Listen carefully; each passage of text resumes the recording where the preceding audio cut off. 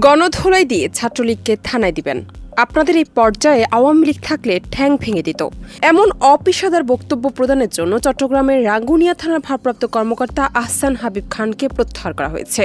গেল ২৪ নভেম্বর সন্ধ্যায় চট্টগ্রামের রাঙ্গুনিয়া উপজেলার সরবভাটা ইউনিয়নে স্থানীয় বিএনপি, যুবদল ও ছাত্রদল নেতাদের সঙ্গে মতবিনিময় সভায় বক্তব্য দিয়ে আলোচনায় আসেন ওসি আহসান হাবিব খান।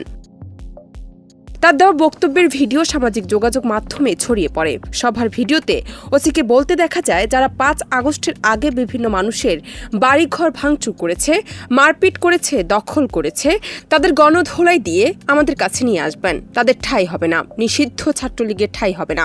গণধোলাই দিয়ে থানায় সোপর্দ করবেন। আপনাদের এই পর্যায়ে আওয়ামী লীগ থাকলে ঠ্যাং ভেঙে দিত। এটা যদি না পারেন তবে আর কিছুই বলার নেই। এখনো তারা কেমনে হাঁটে। এছাড়াও ওসি তার বক্তব্যে বলেন, ৫ আগস্টের পর ছাত্র জনতার অভ্যুত্থানের মূল মাস্টারমাইন্ড আমাদের আদর্শ তারেক রহমান। তার নির্দেশে ঢাকাকে ৬টি সেক্টরে ভাগ করা হয়েছে। এই ৬ সেক্টরের লোকজনই নতুন করে স্বাধীন করেছে। এছাড়াও নানা রাজনৈতিক বক্তব্য দেন তিনি। জান্নাত নিপু, দেশ রূপান্তর।